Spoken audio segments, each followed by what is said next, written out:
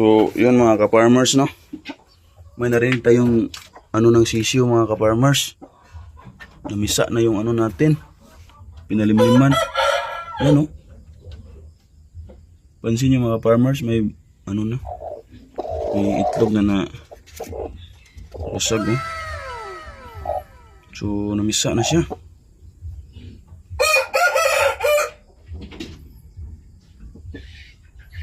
So, di lang natin alam kung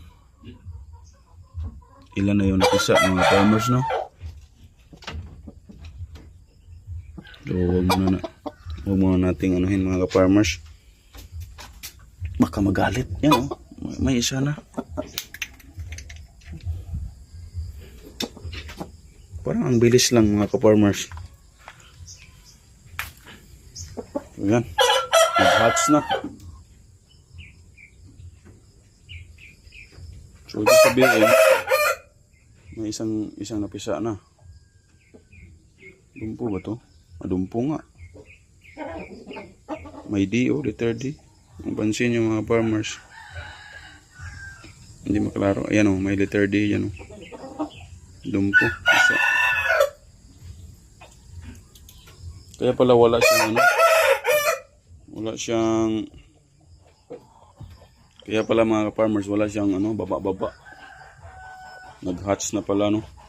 Tagal siyang ano. Hindi nagbaba.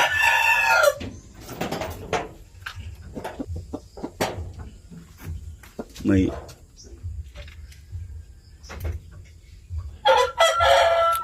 silipin nga natin.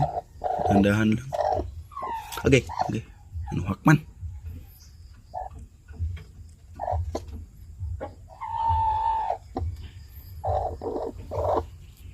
Wag na lang muna mga farmers kasi baka madisturbo yung pag ano niya, no? So yun, maganda yung gising natin ngayon mga ka-farmers. Maganda yung gising natin. Nag-hatch na. Tapos yung ginawa natin ano, brooding pen. Ay nako.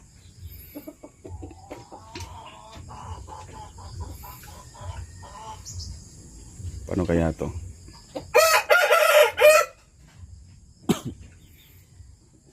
Bilan natin to ng screen.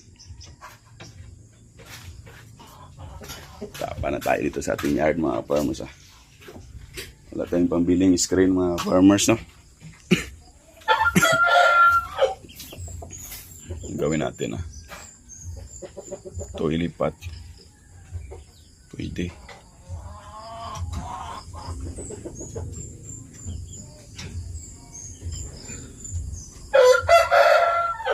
Gawin natin, ah.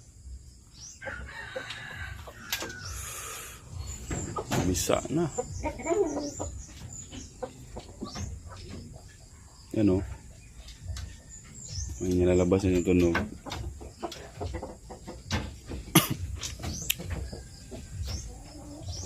So yun mga farmers, na hanap lang muna tayo ng paraan mga farmers kung paano matapos yung brooding pen natin kasi namisa na yung dumpo natin, no? Yung pinalimliman natin na itlog na dumpo line is nagsisimula na magpisa. May isa ng itlog na nakita ko na pisa, no? Kung pinakita ko sa inyo. So yun lang muna ngayong araw to mga ka-farmers, no? So good news mga farmers kasi namisa na yun. Hindi ko in-expect na ngayon siya mamisa kasi akala ko tagal pa, third week or second week ng December, no? Pero ngayon namisa na. So yun lang mga ka-farmers. Maraming salamat and God bless mga ka-farmers.